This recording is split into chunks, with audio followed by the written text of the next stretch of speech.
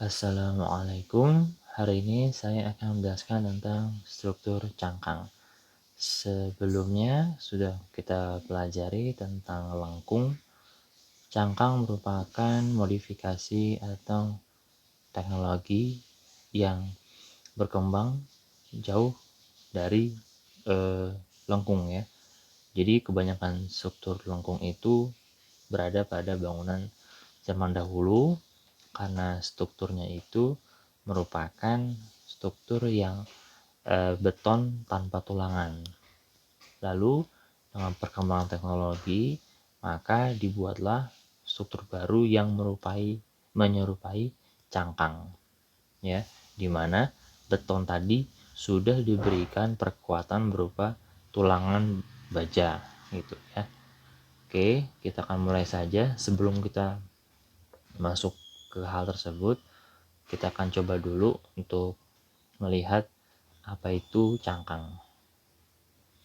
Definisinya ya adalah menurut Jodike tahun 63, definisi dari cangkang adalah plat yang melengkung ke satu arah atau lebih, melengkung gitu ya, yang tebalnya jauh lebih kecil dari bentangannya.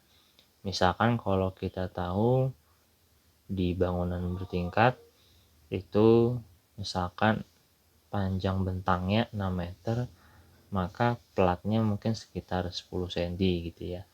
Tapi kita bicara bentang lebar di mana bentangnya bisa lebih dari 20 meter. Tapi plat tadi itu benar-benar plat yang tidak punya penahan di bawahnya gitu. Lalu kata Skodek, dia bilang definisi dari cangkang adalah struktur tiga-dimensional yang kaku, tipis, dan punya bentuk melengkung.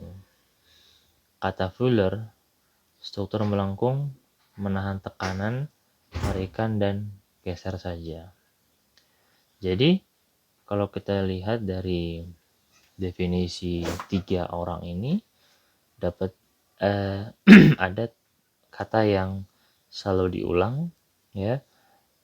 Selalu ada kata melengkung, dan melengkung.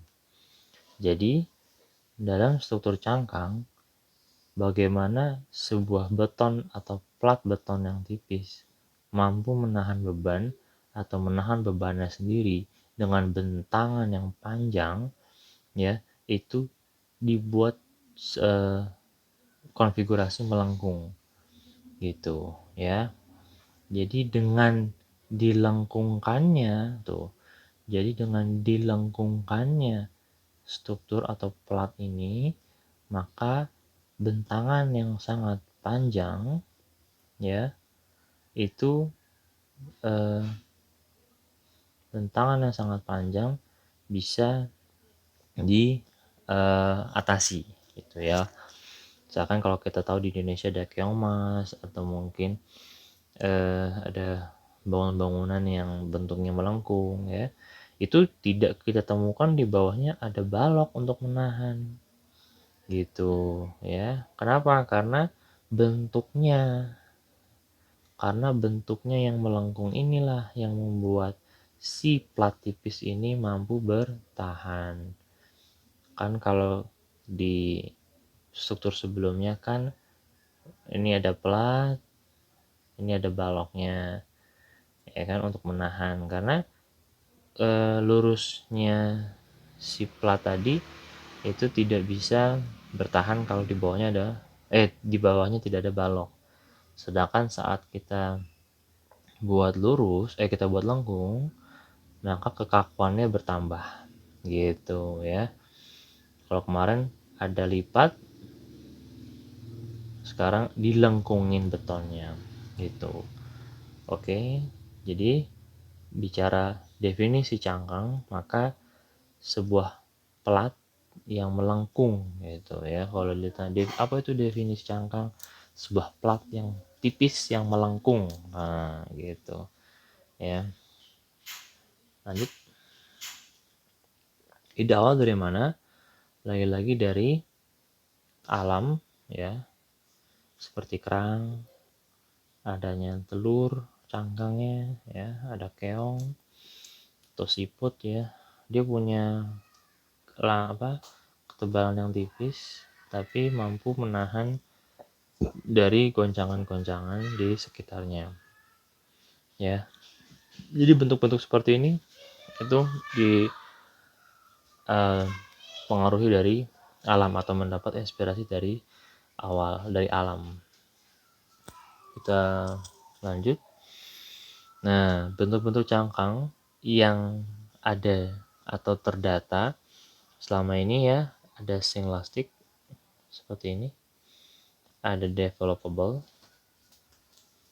nih, ada anticlastic, ada freeform ya. Jadi bentuk-bentuk cangkang ini ya, sejauh perkembangan yang ada 4 seperti ini: synclastic, developable, anticlastic, dan freeform gitu ya. Kalau kita lihat yang developable mirip sama dengan si lengkung ya, melengkung dia karena bidangnya melengkung. Nah, karena bidangnya melengkung, maka dia bentuknya mirip sama lengkung, tapi cara kerja gayanya beda. Ya, jadi bagaimana kita membedakan sebuah struktur? Kita lihat dari bagaimana distribusi bebannya bekerja, bukan dari bentuknya. Bentuk bisa sama, tapi cara kerja atau distribusi bebannya berbeda-beda. Kita lanjut. Kita mulai dari synclastic. Synclastic itu seperti setengah lingkaran gitu ya.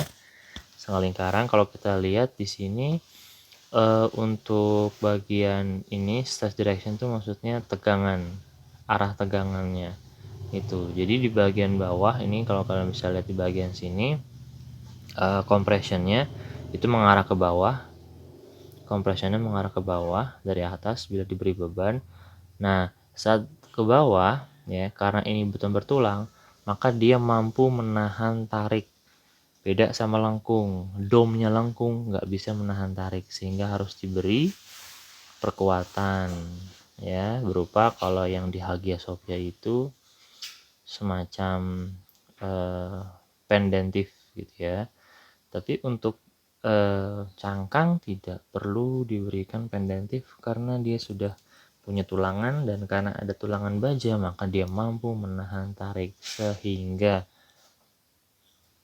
tekanan yang mengarah ke bawah akan disebarkan. Nih, kalian bisa fokus ke gambar ini ya, dimana di bagian bawah saja terjadi tarikan, bukan bagian atas gitu ya.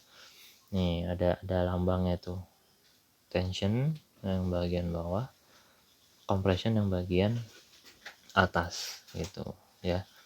Nah, dilihat dari bentuknya, yang terjadi adalah saat sebuah lengkung sangat rendah ya, maka dia ada kemungkinan untuk ketarik ke atas. Jadi kalau ada angin yang melewati lengkungan ini, maka ada kemungkinan akan ketarik ke atas ya. Kalau kalian udah belajar fisbang gitu ya, kalian bisa tahu gitu bahwa saat ada angin yang melewati sebuah permukaan, maka angin tadi akan menghisap ya, makanya ada garis putus-putus nih. Itu maksudnya adalah yang terjadi bila ada gaya, maka dia akan naik ke atas gitu ya. Lalu di sini yang B itu yang shallow, yang dalam, ini kan yang pendek nih gitu. Nah, yang B saat diberi tekanan ke bawah ya, maka dia akan berbentuk seperti ini. Jadi yang awal maaf. Jadi kalau kita lihat di sini ya, tadi kan pembahasannya angin ya. Angin saat melewati permukaan ini dia akan ke atas, yaitu benar. Tapi karena ini bentuknya kaku, maka itu tidak berlaku. Jadi saat ada gaya dari atas ke bawah, maka dia akan cenderung, ini yang putus-putus ini adalah garis awal. Garis awal ya, saat diberi beban dia akan cenderung menekan keluar gitu. ya. Nah, bagaimana kalau kita lihat adanya sinlastik yang bentuknya setengah lingkaran full seperti ini, ya, maka dia cenderung akan bengkok di bagian sini, ya kan, karena ketahan, ya, ketahan sama ini, ketahan sama penahan, ya, maka dia akan cenderung mengalami buckle. Ini yang B. Lower portion of hemisphere dome tend to buckle upward and is resisted by hook tension nih. Jadi kan ada tekanan, maka dia akan berubah bentuknya seperti ini, begini. Nih ya, ini ditahan di sini. Kalau ini nggak ditahan, ya dia akan lepas gitu.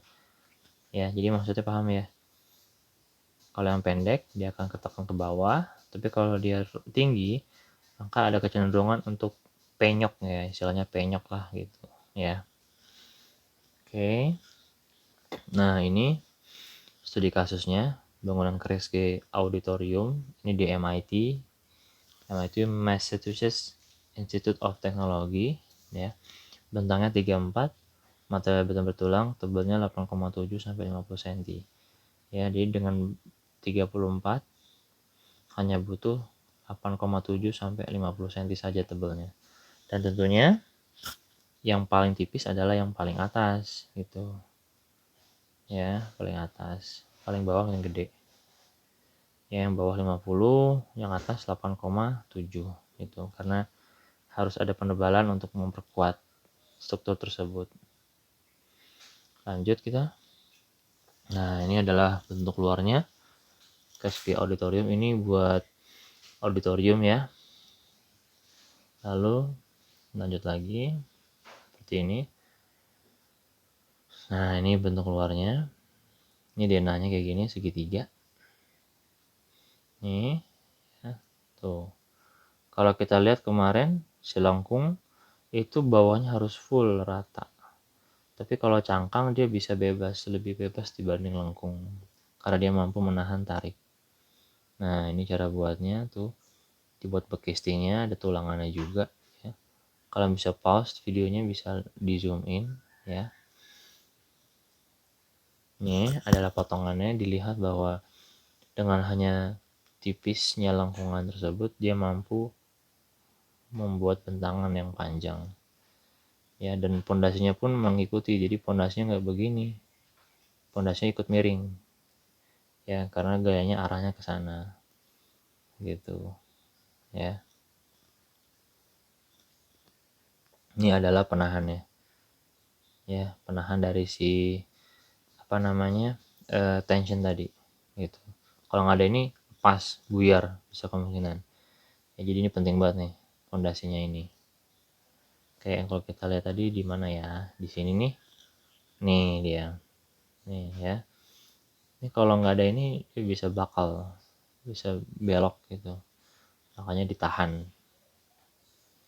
Oke, lanjut lagi. Nah, kalau tadi singlastic, kalau ini developable shell, disebut juga barrel shell, melengkung ke satu arah dan memanjang ya, satu arah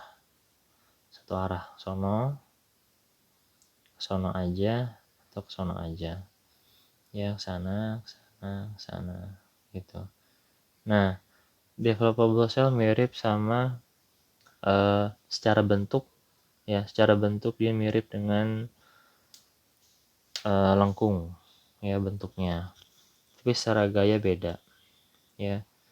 Kita bisa lihat di sini ya, kalau misalkan si lengkung itu tidak punya gaya dalam berupa tarik, semuanya tekan, maka dari atas ke bawah semuanya tekan. Tapi kalau developable shell atau cangkang, dia hanya perlu ditahan di bagian ujung-ujungnya saja. Nih ya, kalian bisa baca nih perbedaannya, lihat antara B sama C gitu ya. B dan C, kalau lihat C itu tidak ada ininya, tidak ada arah yang keluar gitu ya, seperti ini. Kalau yang B itu ada arah keluarnya, Sehingga kita bisa tahu bahwa karena shell itu mengalami tarikan, maka dia mirip sama lipat gitu ya. Saat di atas dia akan mengalami tekanan, saat di bawah dia akan mengalami tarikan. Ya, atas tekanan, bawahnya tarikan. Top part of shell is in compression. Tuh. Jadi bagian atasnya compression, ya, mengalami compression, bagian bawahnya akan mengalami tension gitu. Jadi mirip ya, seperti itu. Lalu kita geser lagi nih bentuk-bentuknya, ya, ada continuous, discontinuous, transfer folding, dan freeform. Ya, ini bisa kalian modif ya. Jadi sebenarnya kalau buat cangkang tuh simple, tidak sesulit kalian harus buat lengkung gitu, enggak. Bisa buat seperti ini gini ya, bisa buat macam-macam gitu. Jadi tidak melulu harus bentuknya monoton setengah bola gitu. Ini kimbal museum ya, dimana struktur atap terdiri dari 14 barel atau 14 gini yang menutupi area sekian, ketebalan cuma 10 cm, tapi bisa menutupi area 30 cm, ya enggak, 30 meter, materialnya beton bertulang. Nah, ini contohnya tuh, lihat ya, kalau kalian bisa lihat di sini bahwa si cangkang ini itu tidak ditahan di full bagian bawahnya, ya enggak, kelihatan enggak ya, dia kelihatan dia hanya ditopang di bagian sini dan bagian sininya ya, sini sama sini aja ya. Bagian sininya tidak mengalami tekanan, jadi tuh ya. Jadi pas ke bawah tekanan, pas ke samping tarikan. Inilah yang terjadi di struktur shell ya. Shell itu seperti itu, mirip. Oke, kita lanjut. Nah, tadi ada synclastic, developable, sekarang anticlastic shell. Apa itu? Anticlastic itu adalah bentuk-bentuk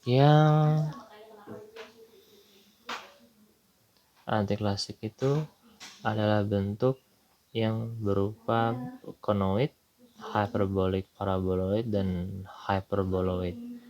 Seperti apa bentuknya ya, kita bisa lihat nih ya. Conoid itu dibuat dengan menaikkan salah satu ujung lembaran sehingga permukaan yang satu lebih melengkung dari yang lain. Lalu hyper itu mirip sama ini, jadi hyperbolic paraboloid sama dengan hyper.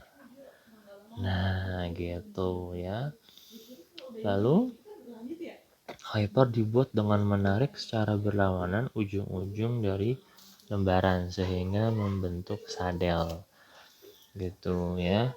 Lalu terakhir adalah hyperboloid, dibuat dengan merotasi garis lurus sehingga memutar sepanjang sumbu X. Dari pernyataan ini tidak tergambar mungkin ya. Kita lihat langsung aja seperti apa. Ini dia. Jadi ini adalah conoid. Conoid ya. Lalu ini adalah hyperboloid paraboloid atau hyperboloid paraboloid, jadi hyper, kita sebutnya hyper saja ya. Lalu di sini ada bentuk dari hyperboloid ya, itu dia. Kalau conoid kalian bisa buat dengan menaikkan salah satu ujung, yang lainnya enggak. Ini doang, ini enggak gitu ya.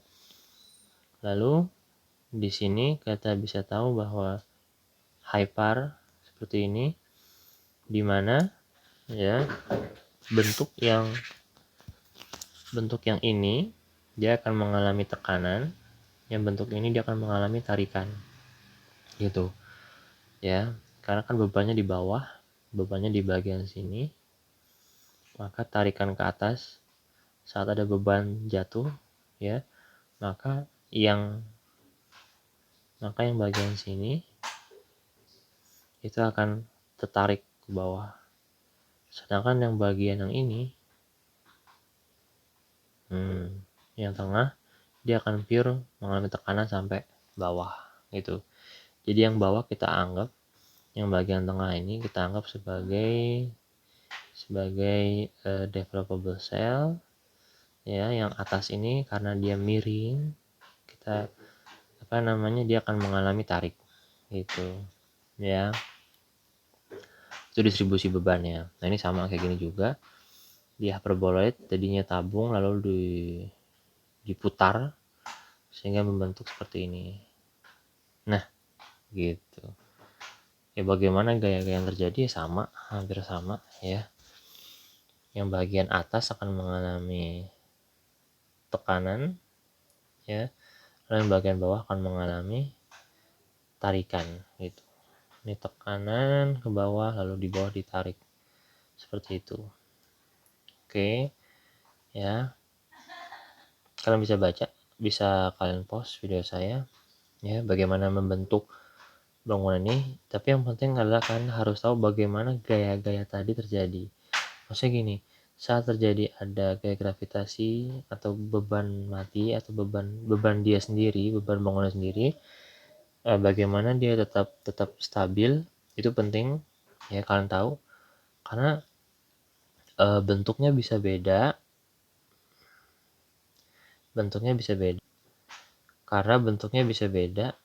ya, tapi secara distribusi beban sama ya.